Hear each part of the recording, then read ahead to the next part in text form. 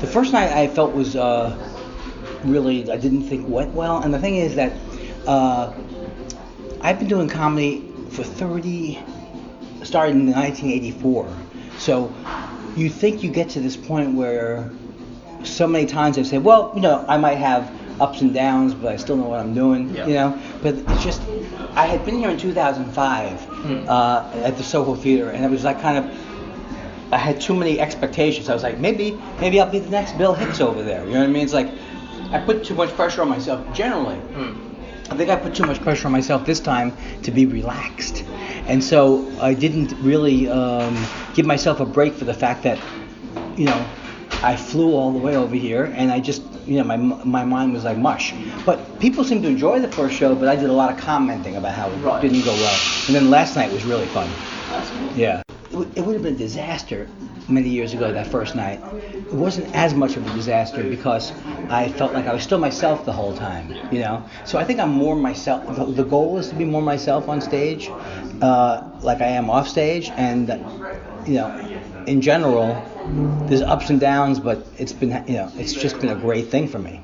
I mean, I've been lucky. I've been doing stuff about Louis C.K., so, I say, I talk about having OCD, which I do have, and I say, I worry that I hit someone in the car, I worry this, I worry that I started a fire in Yosemite because I was there, but never once have I worried in my life, been concerned. Did I show my penis to a younger comic?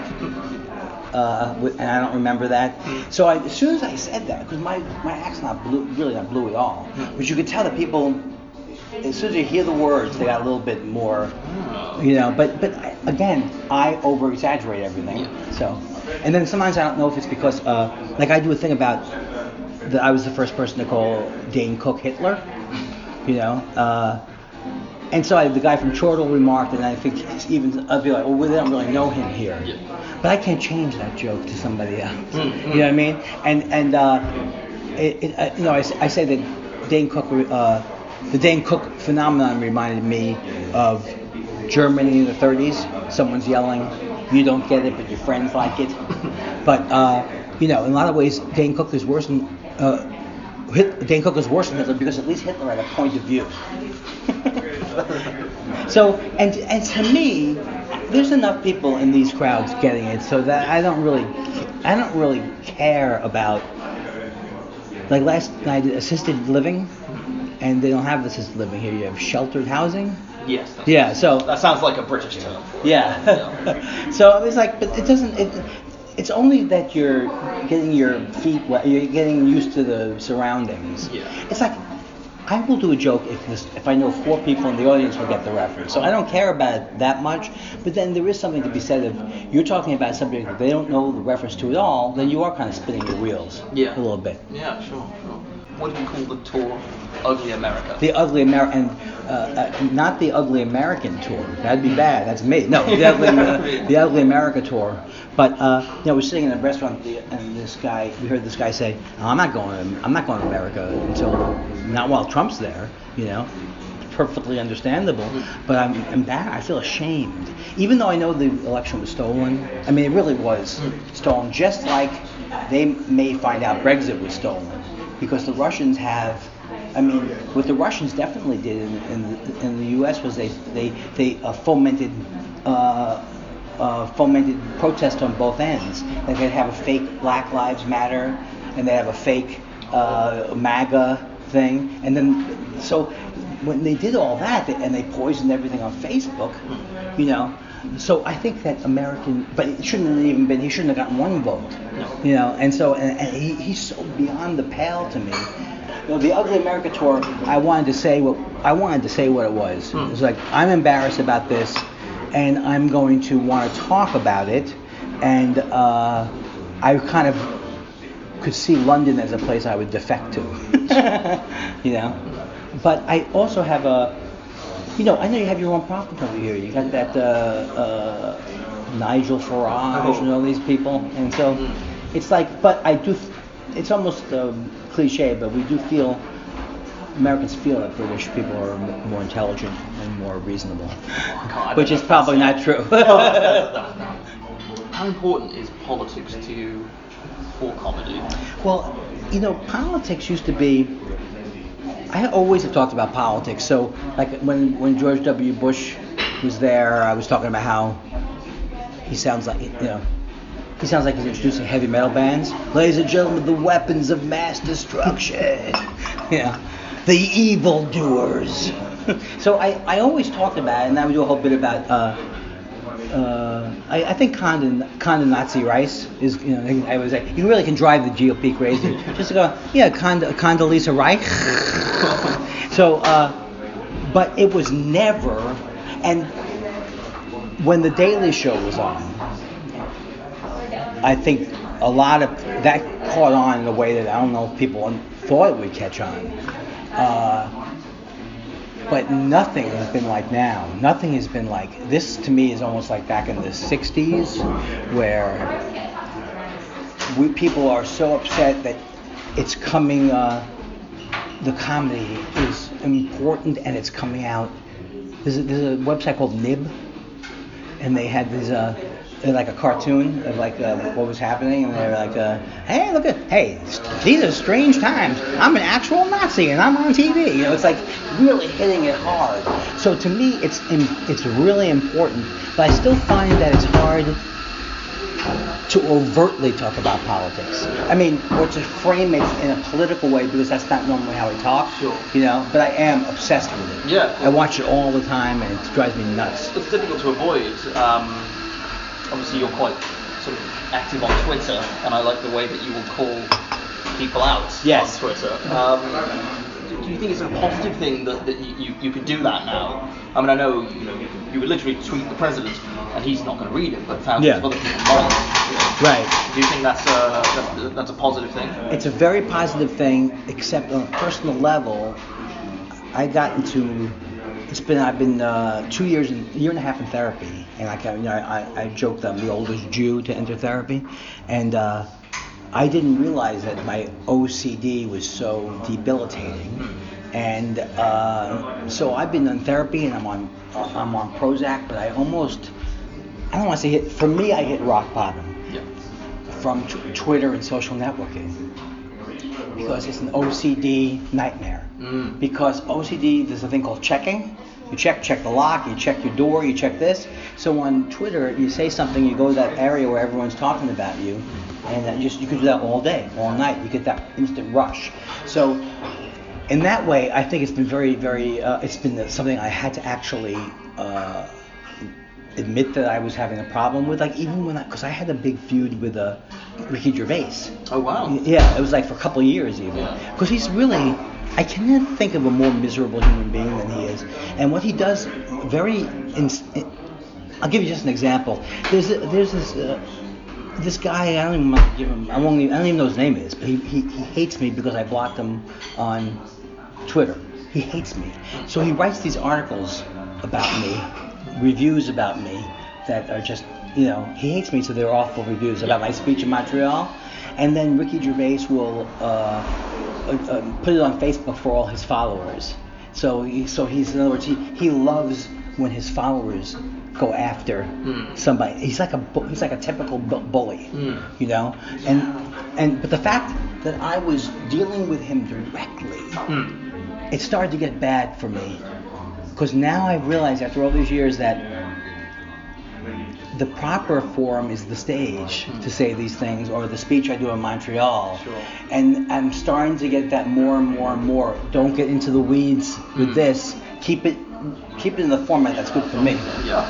But yeah, your comedy style sort of self-deprecating. I think that's yes, absolutely. And I've even heard it referred to as self-sabotaging. Yes. Because it's a sort of deconstructive way of looking at jokes.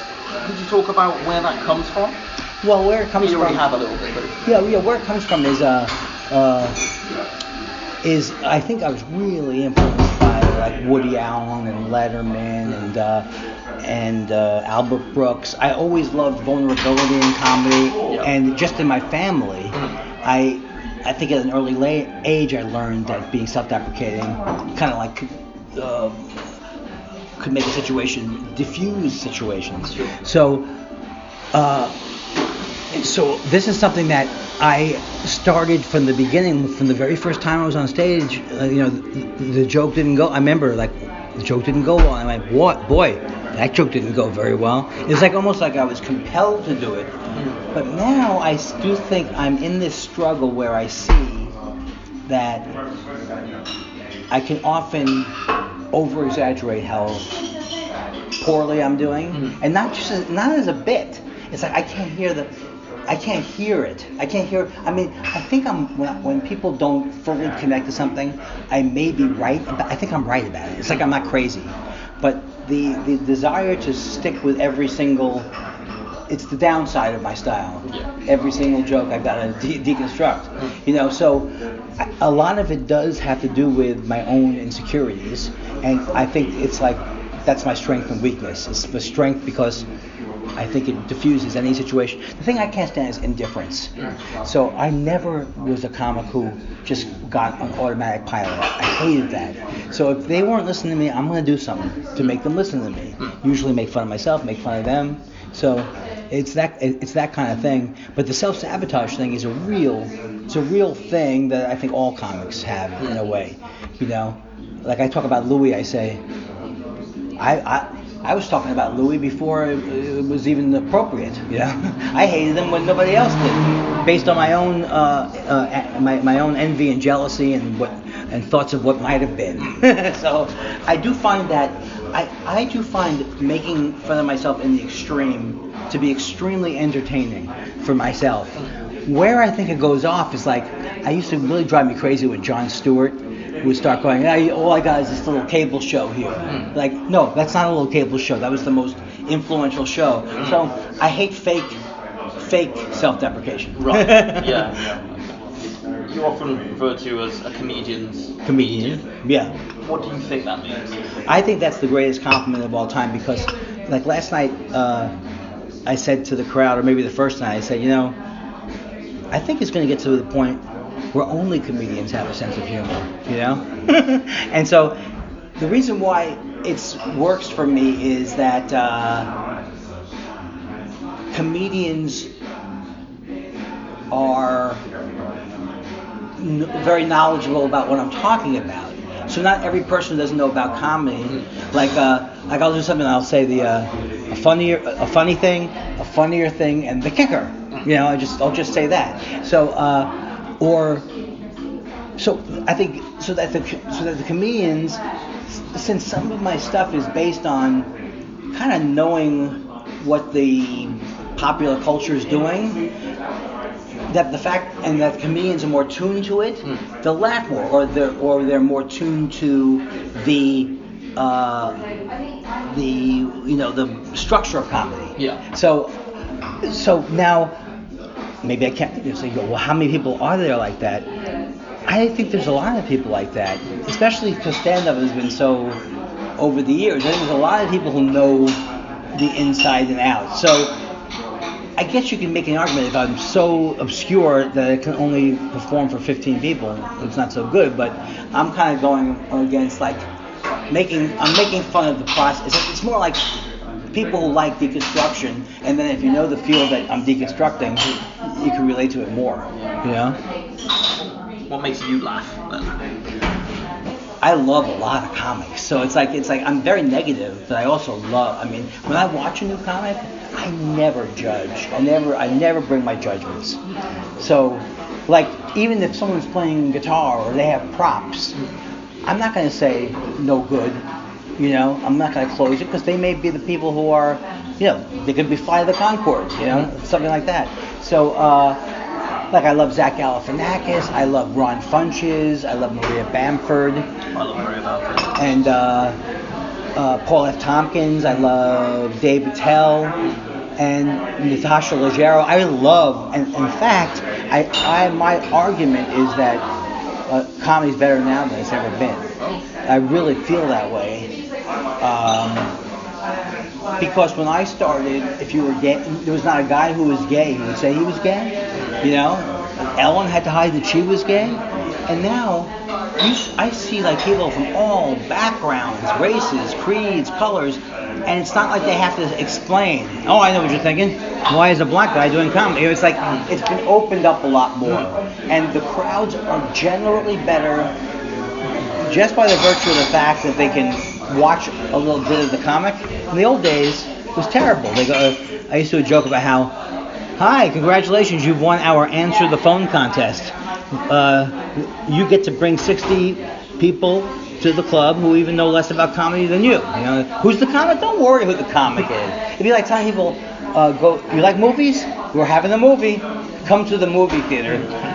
It's just the marketing was so bad, especially in the 80s and 90s when it was just like a urban cowboy kind of thing. They were just trying to make the money and go. But now I think the way things are marketed and the way people understand what they're coming to see is important. The article you wrote for National Lampoon, the Hacks Handbook, yeah, it's nearly 30 years old now. Yeah, 1991. I was reading it the other day, and I thought it was amazing how relevant it still feels. Do you think it's still very relevant? I think it's extremely relevant, and I would say the two things I'm most proud of, and I could die after having done, was Letterman. He was my hero, so I got to do field pieces for him. Like, I don't care what else happens. And that National Lampoon thing really, I think, was the beginning of me really getting into my current style.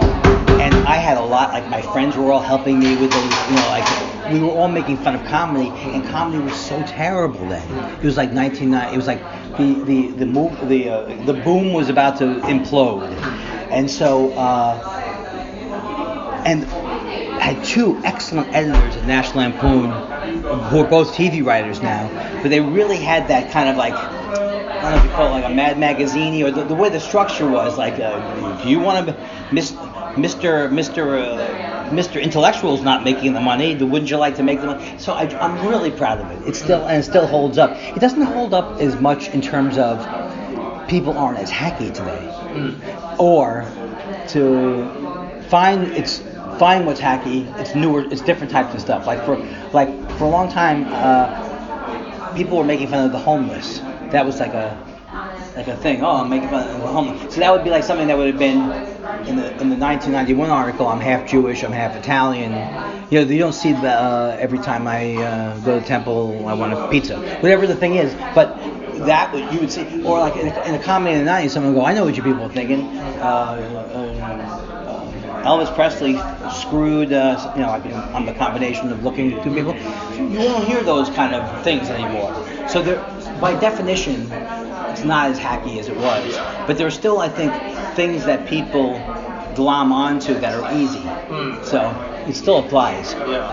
Do you think it's easier now for young or new comedians? In general, you mean? Yeah. I think, well, the thing about stand-up, and maybe you agree with this as a musician. When I was a musician, I was in my 20s. I was very hard on myself, and so a lot of it was just me being hard on myself. But there's just a very egalitarian thing about stand-up comedy, that you want to try stand-up comedy, anybody can try it. And even though you'll have cliques and things like that, you can get on stage. Whereas with music, I felt there were so many gatekeepers, whereas stand-up comedy, you can really get in on many cities now, and start and move along, So that part I think is great. I think it's really, really great. And anytime you start, the time period you're in, when you're in it, probably feels like good and bad. Like right now, there's a million different things you could do, but there's not a lot of money in everything. So. See, right now I think it's the best time ever been for TV, or arts in general, because like a show like The Sopranos and all those shows every night, those were all in movie theaters, those type of shows, movies.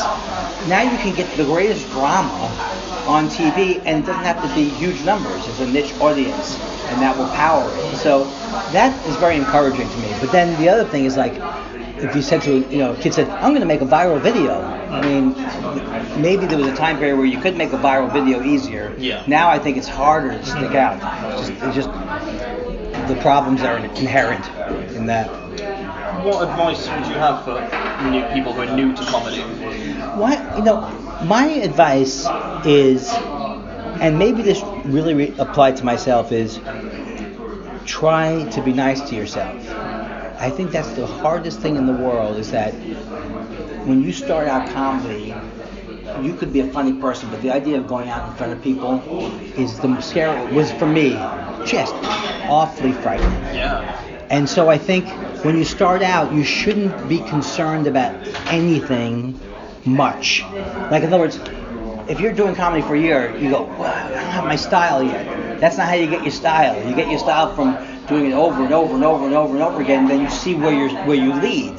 So I think it's just like, be nice to yourself. And also, the thing I think that most people do that's such a mistake is they want to do stand-up, but they want to do it to be guaranteed they're going to make it. Yeah. And so if you can't get over the hump that the only way to do it is to do it, and you don't know when the break's going to come. You know, I think that a lot of people stay in that mode of, that looks like a good field. I could do that field, and it's like an outside-in kind of connection. Yeah. So, I guess the thing that people most worry about is, like, if I saw someone's acting they're new, and I could, like, a lot of times you'll see someone and they'll be, they're like so afraid of having any dead spots. But if I went up to them and say, you're doing a lot of that might not help me. So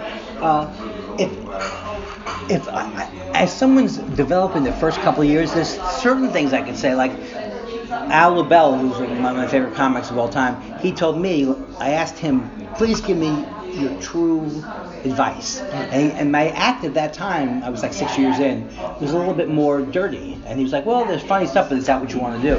And I was able to listen for it to know. So as you go along, you're going to notice that there's easy ways to get laughs, and then there's harder ways to get laughs. So as long as your attitude is, I want to get better, I want to progress, and I'm not just going to necessarily go with whatever the crowd says, which is also hard to do when you start. So I think then it's mostly getting off your own back. But that's what I learned from therapy, was that I just didn't like myself. Or I like myself, but I also hate myself. So when you can get past that and just accept yourself, everything kind of comes from that. And when you're new, it's terrible. Yeah. I have OCD, so for 1 year, I've been doing comedy for 4 years. I was so OCD that I go, I am holding the mic in my right hand now. I am looking over here. Should I go back to the mic with this hand? And this was for a year, and I thought it would never end. And it does end. You work through it. Yeah. So you work with, I've never heard his name said, but I'm hopefully pronounce it right, Lauren Bouchard? Lauren Bouchard, yeah. A fair bit. And obviously he's quite a big success with Bob's Burgers. Was the role of Mort created specifically for you? Or? Yes, and in fact, the only times I usually get things is when they're written for me. Lauren Bouchard, he goes all the way back to Dr. Katz, and a lot of people, it's so funny because a lot of people like Bob's Burgers. I'll say, it goes all the way back to Dr. Katz. And there's no connection for them, but he was one of the producers on that show, and I was friends with him back then. I've kind of stayed friends with him. He's the sweetest guy in the world. He also was involved in home movies, yes, which I did a couple of. That's the first Brendan Small. That's the one before Metalocalypse. Yes. So yes, so that's I only got it because he wrote it for me, and it's like a kind of a. I feel lucky about it. But it is that Dr. Katz. I don't know if you know. Did you ever listen to Dr. Katz? It was never on in the UK, but I am aware of it from seeing it referenced in things. So I've seen it. It's really great, and in fact, he's brought it back now as an audio thing. It's really good. And Lauren he's like one in a million. He's just a sweet, talented person. Thing is, on Dr. Katz and home movies, it was a different scene. We ad-libbed almost everything. But now what happens is that Fox, when The Simpsons first came on, they had a deal that they couldn't look at the material. And also, it was farmed out. They had to get it overseas. So the networks weren't really able to have a input.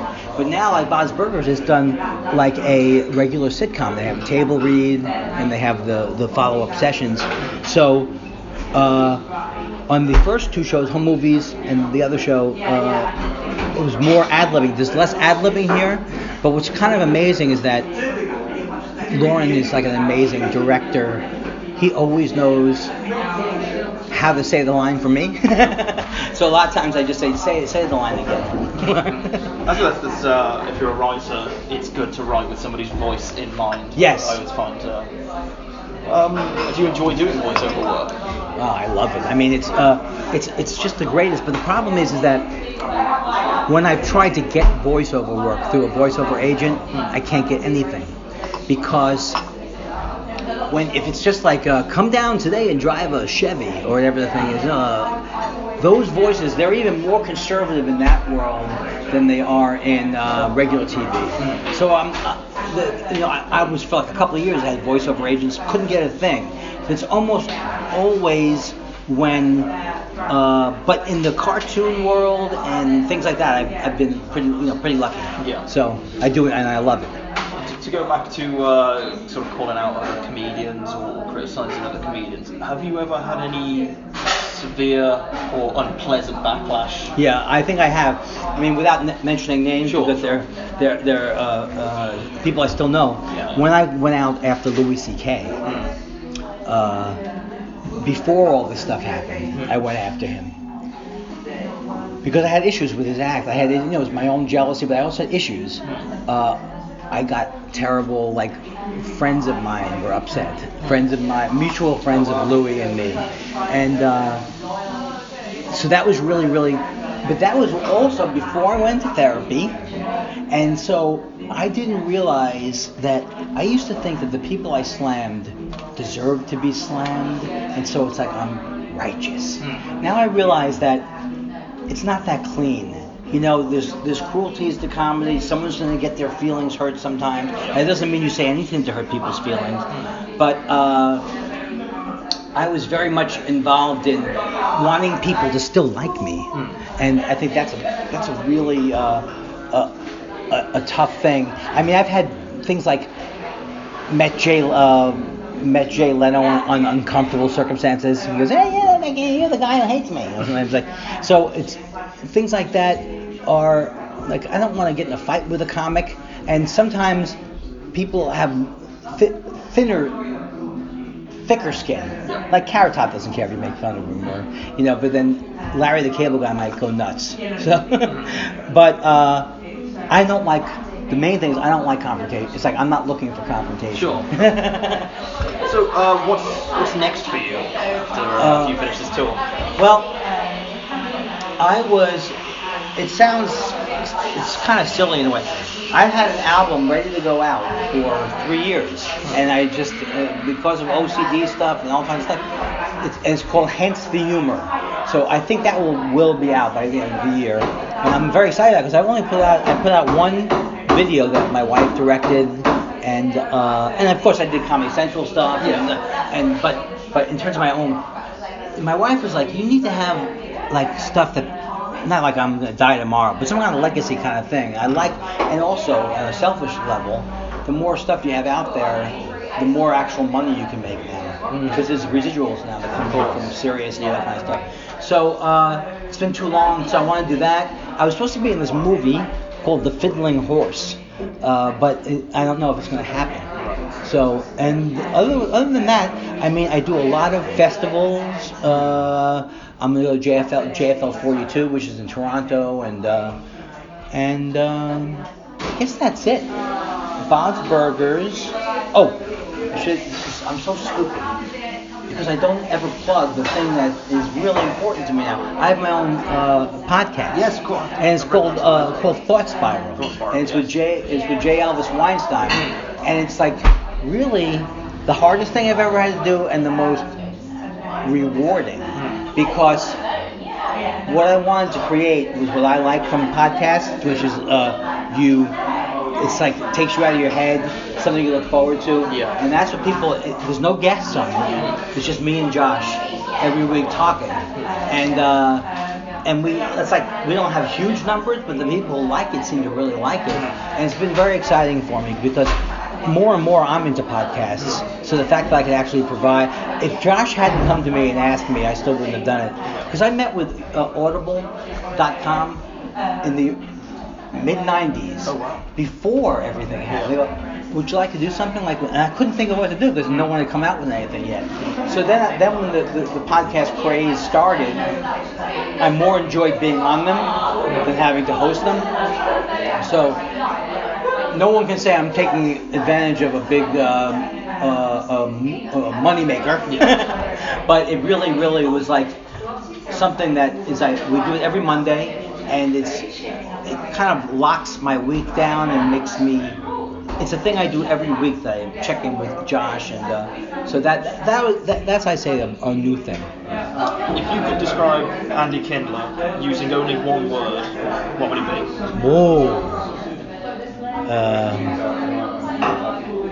I'm gonna go with unpredictable. Good answer.